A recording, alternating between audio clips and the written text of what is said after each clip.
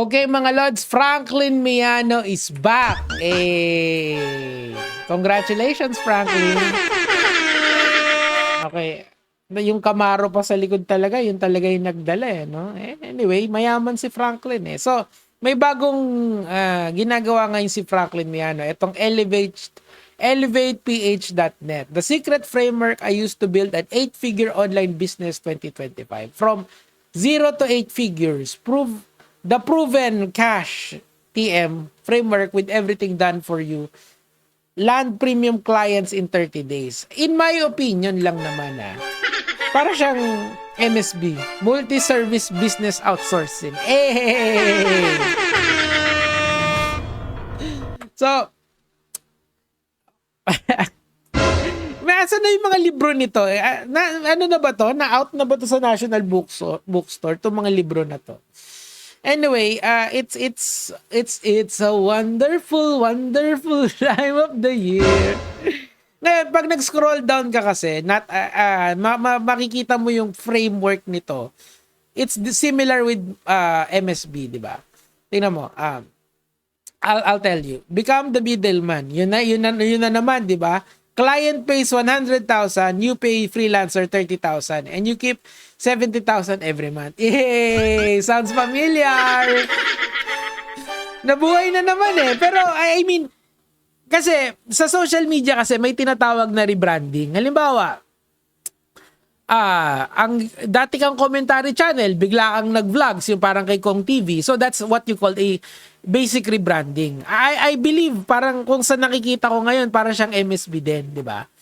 Ganon din yung forte niya. Kaso ang siguro, iba lang ng approach si Franklin Miano kasi hindi ko pa napapanood tong buo na to Pero sa nababasa ko dito, it seems to me na ganun din siya. Outsourcing 3.0, okay? From 0 to 8 figures, proven cash, frame. Okay, and ito lang yung, I find it talaga, itong mga ganitong klaseng course, yung pagbebenta ng course sa online. I find it hard to believe, okay? Kasi, hindi naman to illegal, okay? Kung gusto mo magbenta ng kahit anong bagay naman, as long as hindi naman yun, kunyari ako, pwede akong magbenta sa inyo ng, kunyari, mga, magsusulat ako ng fiction ko. Pwede kong ibenta sa inyo yun, yung fictional material na yun as any amount that I like. Kunyari, nagsulat ako ng libro, nagsulat ako ng essay, collection ng essay ko. Collection of fantasy essays ko, di ba? Pwede kong ibenta sa inyo yun ng kahit magkano as long as may bibili kasi it's my work. Similar with this. Okay? Wala naman siyang legal basis para hindi siya maging pwede. Gets? So, pwede siya magbenta kung trip niya. Pero, I just find it hard to believe tong mga ganitong klaseng course na binibenta. Kasi like for example, of course, eto na kasi yung basic ng outsourcing Hahanap ka ng high-paying client, yan yun, which is mahirap gawin yan sa abot ng aking pagre-research. And then, yung freelancer mo, bibigyan mo ng 30K, tapos ikaw, kukunin mo yung difference of 70K. So, you have to find a niche. Kunyari, ang niche mo is customer service, okay? Para lahat tayo nakaka-relate dito. Kunyari, customer service ka. So, hahanap ka ng client that is going to get your customer service skills, tapos, yung client din, ipapasa mo sa ibang customer care representative, di ba? Or para lang magets ng mga taong hindi sila familiar sa virtual assistant, pero sa call center aware kayo, di ba? So that's basically what this course is doing. Similar with MSB nung araw kasi I've studied this so sobrang lalim ko dito talaga nung 2024. So I kind of know kung ano yung nangyayari dito. Okay? Eto, reserve my slot, okay? SEC registered business, 25,000 Filipino students talaga. Sa paanong paraan? So etong Elevate na to is kita mo, Elevate Inner Circle, may mga ganyan pa The secret framework I used to build an 8-figure online business. Okay? In 2025 from 0 to 8 figures, okay? Not another O, parang umulit lang complete detail, every detail mapped out. I think ang iba dito, may promise kasi hindi rin kasi sinabi niya rin doon sa MSB sabi niya magkakaroon daw ng one-on-one teaching di ba? Master outreach and complete program blueprint. Ayan. Wow. Client salary automation. Ito tingnan natin. Meet your mentor. Sino ba yung mentor natin? Lesson 1. Yung mentor natin, lesson 1, 15K to 1M from monthly. My story. Sino yun? Anong name? Complete roadmap, di ba? 100K. Okay. Ayan na naman Like, hindi siya ganun kadali, man. Like, kung kayo ay mag-i-start ng outsourcing business, doon kayo sa nag-outsourcing talaga, nang sasabihin sa inyo ng libre. Like, may ChatGPT naman ngayon pwede niyong itanong sa AI yan kasi yung AI mas condense yung information niya. Pero if you wanna try this out, bahala kayo. Pero do it at your own risk. I'm just saying sa inyo that etong mga ganitong courses, in my opinion, doesn't really make any sense. Like for example, if I have the blueprint para kumita ng 8-figure salary every month, bakit ko naman i-share sa inyo yun? Di kompetensya ko kayo Why would I do that? Unless I will tell you na hindi ganun garantisado yung pera, parang dito sa social media. I can teach you how to do commentary. Ayan, mag-commentary lang kayo kay Franklin Miano. Ako, kikita ako dito, sure ako. Kasi pag pinost ko to, magkakaroon ng views kahit pa paano. So may kita yun, di ba? Ako yun. I can only say that for myself. But if you wanna try it out, go ahead. Wala namang pumipigil sa inyo.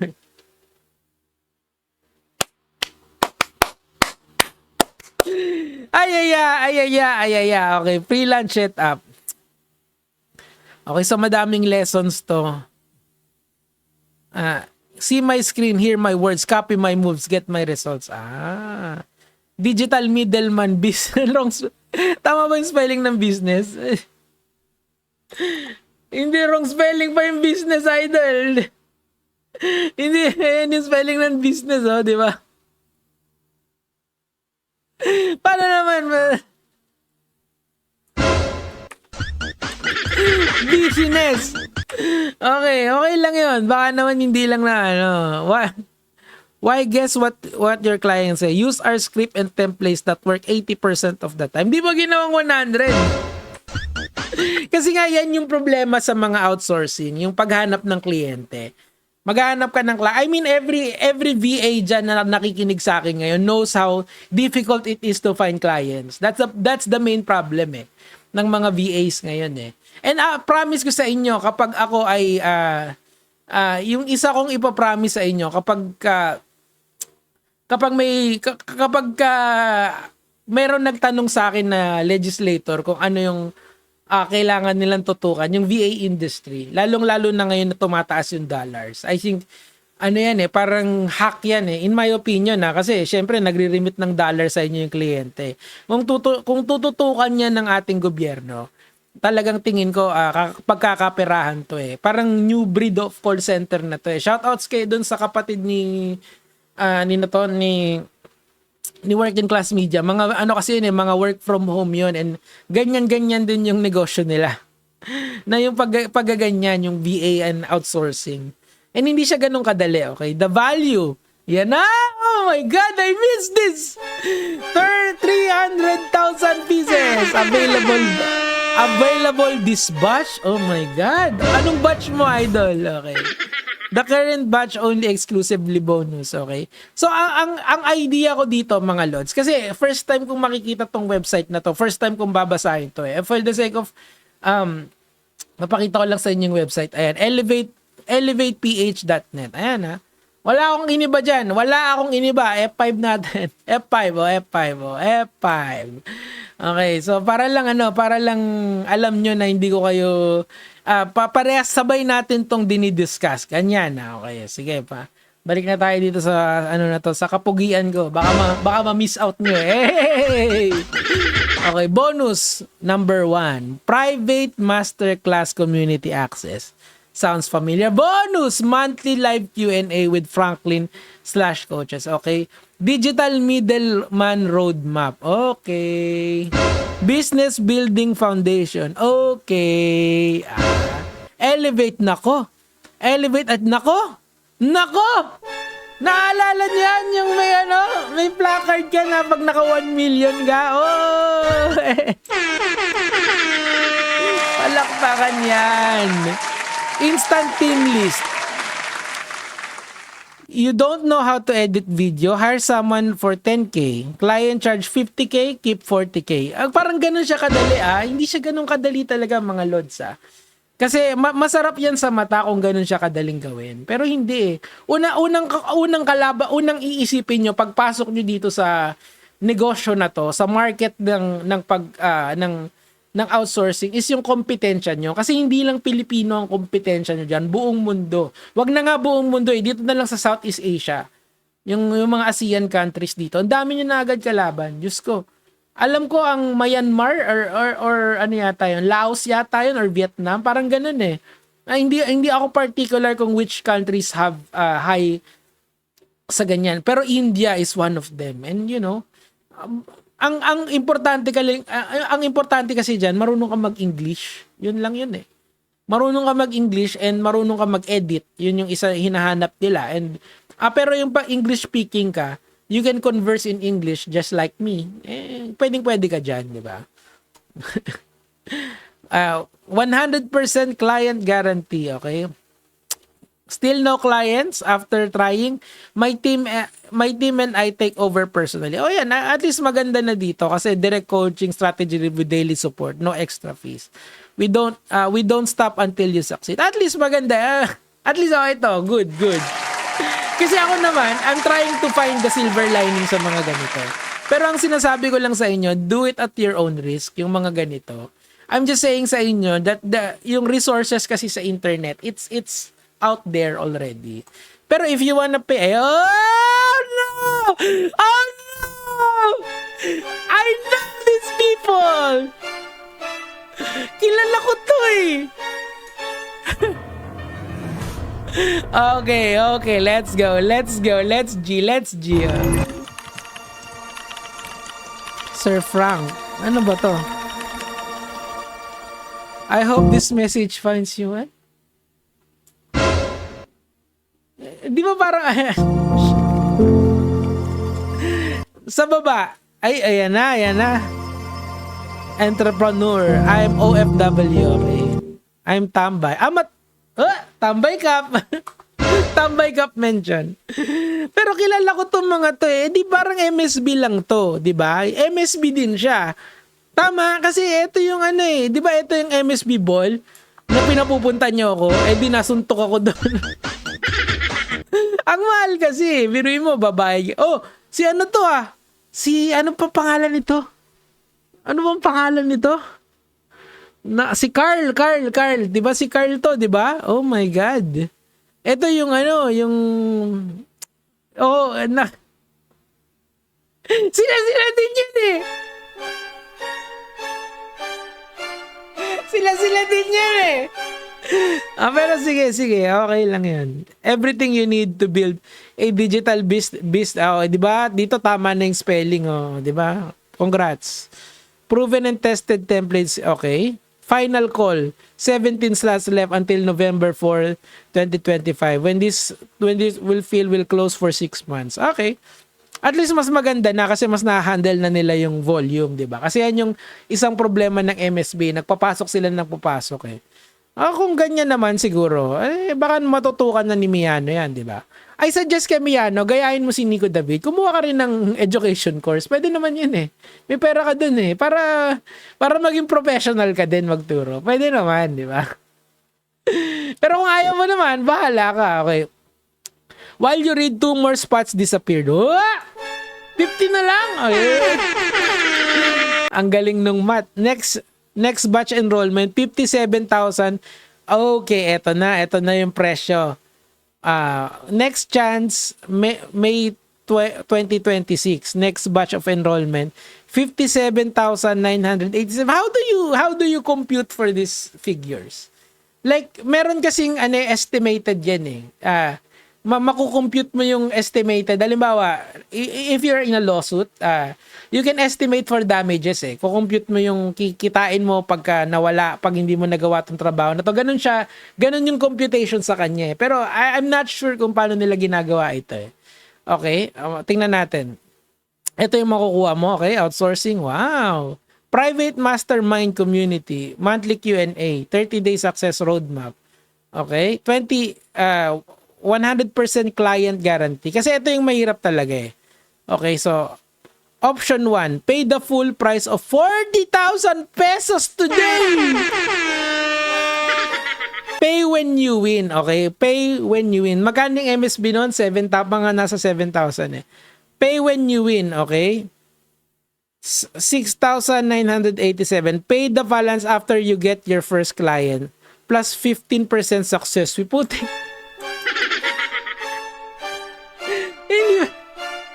So, mas mahal na siya ngayon kasi nga mas konti na lang yung estudyanteng kukunin nila. So, 7,000 paunang bayad. Tingnan natin tingnan ko lang yung mathematics nito mga lods.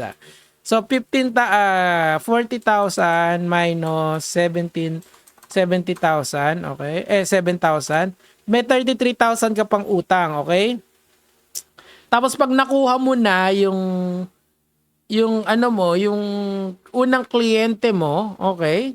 Meron pang 15% success. 15% of what? 15% of the remaining balance or ng total balance. So, let's assume sa 40,000 times 15.15 plus 40,000. So, 46,000 kapag nakakuha ka ng unang client. Tapos yung unang client mo, magkano lang babayad sa'yo? Teka lang, namatay yung Teka. See, pero again, there is nothing illegal dito. Kasi nga wala namang batas na nagpo-prohibit na magbenta ka ng course. Tama, 'di ba? Or kung hindi naman mo inaano to as educational material, 'di ba? It's a course na may specific kang ganun talaga eh. Sabi ko nga sa inyo, pero pag nakapag-usap ako sa mga legislator na tropa natin, yan yung una kong ililigaw sa kanila. Uy, gawa naman tayo ng batas para sa mga VA, di ba? Sabi ko sa inyo eh. May pinupuntahan lahat ng kagaguhan ko dito sa internet eh. Anyway, ayan na, okay? Ang dami. Is this program a scam? Malamang alam nga naman sabihin mong yes, di ba? No yung sasabihin yan. Elevate is a legitimate proven program with track record helping thousands achieve business success. Franklin Miano, the founder, has built successful brands across various industries. Over 20,000 students feature in, ito, totoo to, napanood ko. Elevate has a strong reputation for delivering results plus 100% implementation guarantee. Palakpakan. Okay, so, ngayon, pag ito lang yung aking Kasi ito, naalala ko sa MSB to eh. So, it's basically MSB 2.0, tama? Pero, I stand corrected kung mali ako. Pero ito, I know this! Kilala ko to mga lods Kilala ko to eh.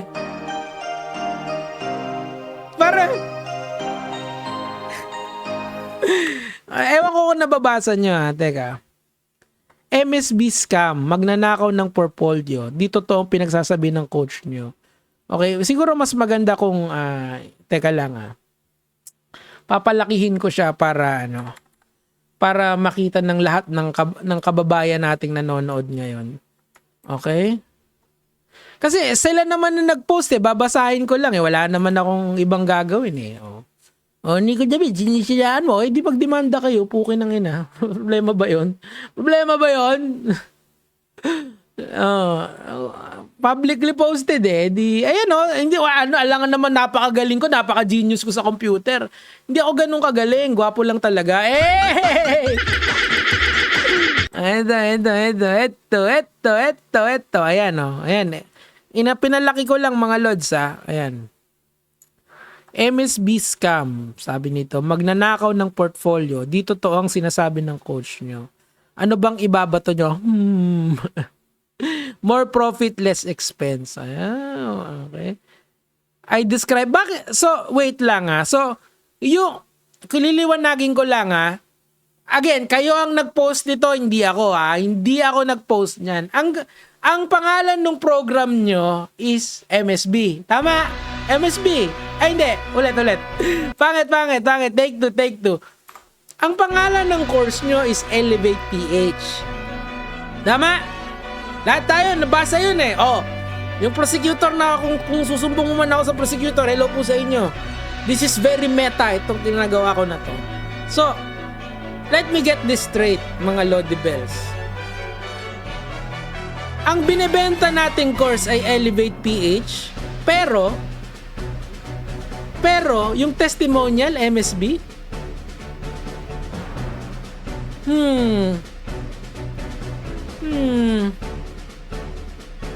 Abangan sa part 2. Yun lang naman po yung sa akin for today, Gege.